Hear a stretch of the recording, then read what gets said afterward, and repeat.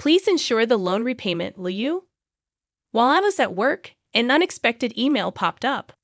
Upon hastily reaching out to him, Greg calmly began to explain. Oh, sorry about that.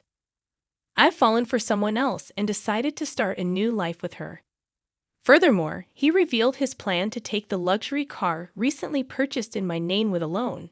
Despite my attempts to dissuade him, my husband ignored me, abruptly ended the call, and became unreachable.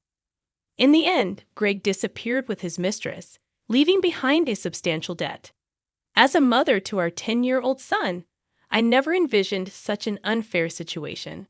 I found myself at a loss, unsure of what to do, my mind going blank. At 35 years old, my name is Hannah, and my husband Greg is the same age. We were a family of 3, including our intelligent 10-year-old son Ryan.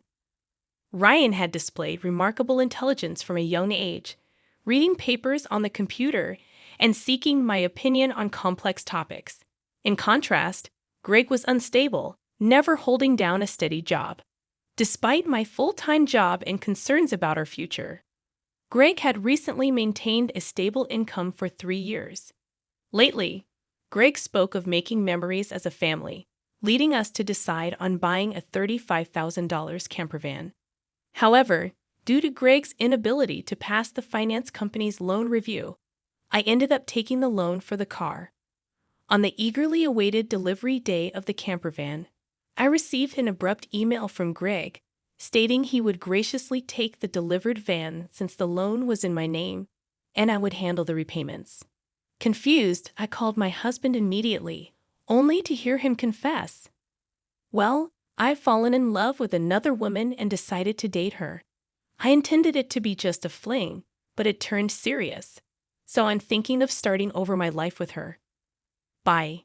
He mentioned the divorce papers we had discussed during a previous fight, declared he would file them, and unilaterally ended the call. This exchange marked the first time I realized I had been betrayed by Greg, a shocking blow. Subsequent attempts to contact him yielded no response. When I returned home from work and checked the drawer where the divorce papers should have been, they were already gone, leaving me burdened with a significant debt from a $35,000 car loan. Despite my repeated attempts to reach out to my husband through emails and calls, I never received a reply. Ryan, noticing my unusual behavior, came to check on me with concern after dinner. Mom, what's wrong? You haven't been eating much lately. Are you okay? Yeah, maybe. I'm just tired. When people lie, they look up to the right. Lying is bad. I've noticed Dad hasn't been home for 3 days. Did something happen between you two? Startled by Ryan's sharp words, I took a deep breath to calm myself. Feeling that I could no longer hide the truth, I decided to tell Ryan everything. I see. It's just like Dad to do something like that. Aren't you sad? No, I kind of understood from how things were going. Ryan, seemingly foreseeing the future, appeared unconcerned about our parents' divorce, but I knew he must feel sad about it in his heart. While silently apologizing to Ryan in my mind, I worked desperately, trying not to think about the dreadful events. However, my body was honest, and gradually my health deteriorated. There was a training session planned at work that day, but I couldn't stand up and ended up squatting down. Sorry, I can't stand up right now. I need to take a break. I heard my colleagues' voices full of concern, but I couldn't respond and collapsed. When I regained consciousness, I found myself in a hospital room. I received a diagnosis from the doctor that I needed detailed examinations, and I was admitted to the hospital. Hannah thought, I feel so pathetic. It's supposed to be just emotional stress. Looking at the IV drip in my arm and the white ceiling of the hospital room, tears naturally started to flow. At that moment, Ryan, who is usually calm, rushed into the room with an extremely worried look, prompting me to quickly wipe away my tears. Mom, what happened? Is it serious? You're not going to die, right? Of course not. I wouldn't leave my dear son alone. That's good, really. I was called by the school teacher and told that you were taken to the hospital. I was so shocked. My heart nearly stopped. Ryan is usually mature for his age, but he's still only 10. I felt a strong resolve to get better for his sake. But my condition was worse than I thought, and I was diagnosed with a serious illness. The doctor advised, "You should have surgery as soon as possible. Please make a decision quickly, following the doctor's advice." I underwent surgery, and by the time I was discharged, it had been a month since Greg had left. When I returned home and opened the mailbox, I found a demand letter for the car loan payment. Hannah thought the repayment should have been automatically deducted from my account. In panic, I checked the account balance with my cash card, and the balance, originally $20,000, was now only $33.90. Hannah thought, "Greg did this. I want to ask him to return the money, but I can't contact him. What should I do? Since I don't have the camper van, I can't sell it." After Greg left, everything seemed to be going in a bad direction, and my mood sank deeper. Seeing me saddened by my series of misfortunes, Ryan put his hand on my forehead. "You look pale. Are you feeling sick again? You don't seem to have a fever, though." "I'm fine physically, but you see, your father not only took the car, but also all the money we had saved. I can't work yet due to my physical condition, and now we have no money. I'm at a loss." "I see. Then I'll deliver newspapers, and I'll search the internet to see if there's any work I can do." Encouraged by my 10-year-old son, I told myself that it wasn't the time to be down. "Sorry for worrying you. I can't afford to be weak. I'll change my mindset and try to do whatever I can," I said, smiling at him. Ryan also smiled back and then said something unexpected. "Let's plan how to get the car back from Dad." "How can we do that? The camper van is in your name, right?" "Yes, but what about it?" "Then maybe we can?" Ryan suggested an idea that I couldn't even imagine. I had never thought such an idea could exist. "Also, I have no idea where your father is." "Then let's check on my phone." A month ago, once when we went hiking as a family, surprisingly, Ryan, who is usually very reliable, got lost. At that time, we bought a kid's cell phone on Ryan's suggestion and installed a GPS app on it, which both Greg and I could access. With this app, I can see where Dad is in real time, and he's been moving around a lot. "Oh, is that so? But what if we find him, and he just says something vague and escapes again?" As I pondered this, Ryan smiled and made an intriguing suggestion. "Don't worry, I've already taken precautions." "What did you just say?" To my astonishment, Ryan had acted independently while I was in the hospital, achieving something unbelievable. I thought, I can't believe such a smart child came from me. Understanding Ryan's words, I was simply amazed. He had even caught wind of Greg's mistress. "All right, let's teach Dad who betrayed us a lesson." "Okay, let's start the plan right away." Together, my son and I prepared for that moment. Hannah thought, "With Ryan by my side, I'm invincible. Bring it on, anywhere, anytime." 3 days later, my phone rang. "Ah, it's me. Please, I need your help." "Oh, who might this be? Don't play dumb." "It's your husband. Obviously, I'm being questioned by the police about you. At this rate, they might ask me to come to the police station voluntarily. Help me out." "Oh, is that so? Just wait a moment then." I immediately went with my son to where Greg was, and to my surprise, it was a forest park near our house where camping was possible. Greg was being questioned by the police in front of his car, looking bewildered. Feeling pathetic, I sighed and told the police we needed to have a talk as a couple and asked them to leave for a while. At that time, Greg seemed uncomfortable being watched by the people around us and urged Ryan and me to get into the car. Inside the car, Greg's mistress was sitting cross-legged, glaring at us, but that was no longer important. "Sorry about that. Thanks for coming. But why did the police suddenly show up at my place? I don't get it." "That's because I filed a report about the missing camper van." "What? Why would you do that? It's obvious, isn't it? My car was stolen." Greg, foolishly thinking that actions between spouses can't be criminal, was saying nonsensical things. But the world isn't that naive, you know. You filed for divorce, remember? Forgot? So we are strangers now. And you're driving a stranger's car without permission. That's a crime. Ryan figured all this out. Typical, sharp as ever, that kid. But I didn't steal the car. I just borrowed it for a bit. Oh, is that so? Well, I'd like to use my car now. So could you return it? That would be really helpful.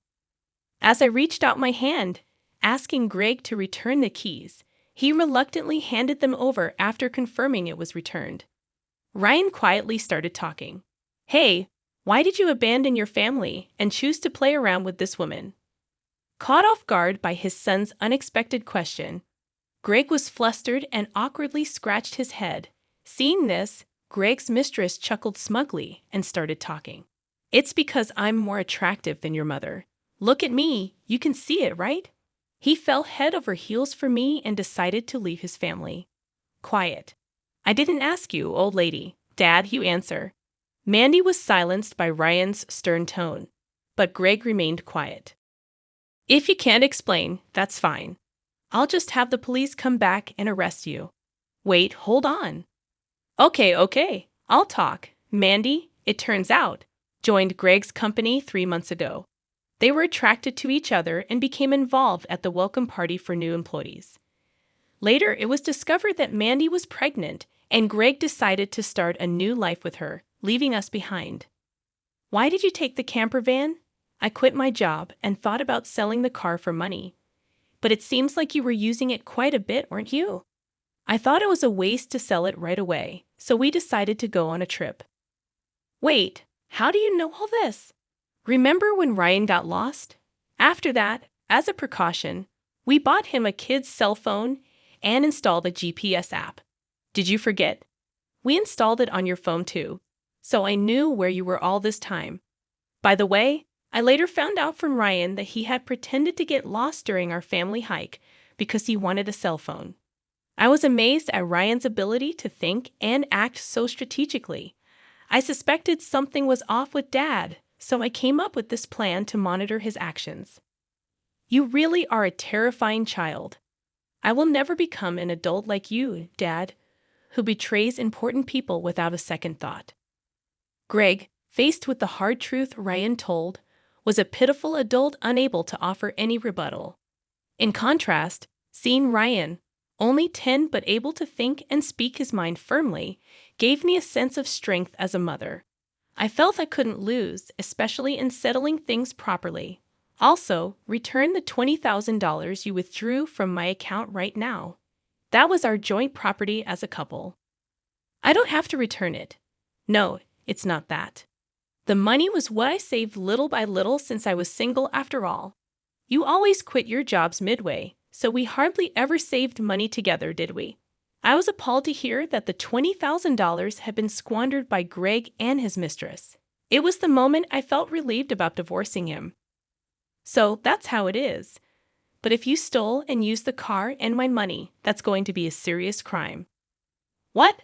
I just sent the police away, so it's not their business anymore, right? I only said we would talk. I have no intention of withdrawing the complaint. I must add the theft of my money to the report. Mom, should I call the police now? I can do it with just one button on my phone. Mandy, Greg's mistress, had been watching our conversation but quickly tried to get out of the camper van. At that moment, she let out a scream that echoed around. The reason was that outside the car door, Mandy's parents were standing there, faces red with anger, about to explode in fury. Startled, she stepped back as her parents yelled at her. Ah, I'm sorry. Don't be so angry. But why are you here, Mom and Dad? I called your parents beforehand. What? Why? The truth was, during my hospital stay, Ryan had visited Greg's office and tearfully told him, my dad left the house with a woman we don't know, and my mom collapsed. Seeing Ryan's sorrowful and frail state, the people at Greg's office suspected Mandy, who had left the company with Greg, and gave Ryan her parents' address. Greg and Mandy had been overly friendly at the office, and there were photos showing them together at the welcome party for new employees, looking like a couple. After learning from the office people that you commuted from your parents' house, Mandy's parents were standing there, faces red with anger. I went there with your photo, and your parents came out when I visited. Then I told them everything that had happened. So today, I contacted Mandy's parents and asked them to wait nearby for a while. How could you do this to me? The worst. I don't want to hear that from you. That's my line. By the way, your stomach seems quite big. When is the baby due? In 3 months. What? Wait a minute, that doesn't add up with when you met my husband. You two met only 3 months ago, right? What's going on? It's not time for the baby to be born yet. Greg, hearing this for the first time, stared at Mandy, eyes wide. Wait, what does that mean? Are you stupid? Don't you get it? It takes about 9 months from conception to birth, which means the child she's carrying isn't yours. You're so foolish. What do you mean, Mandy? Have you been deceiving me? Ah, I almost got away with it. Can't help it now that I'm caught. You're so naive. You can't see through lies at all. Really, a fool. Don't mock me. My whole life is ruined because of you. What were you thinking? Greg and Mandy started an ugly argument, but nobody intervened, letting them have it out. Meanwhile, we contacted the police again to explain the situation. As it began to get dark, the forest park was brightly lit by the red lights of the police cars. No, really, I was wrong. I was truly wrong. I'm sorry. I'll work hard and never cheat again, so please just don't arrest me, Dad. People don't change that easily, especially lazy people like you. Exactly, Ryan's right. I can't trust you at all. Reflect on your actions and pay for your crimes at the police station.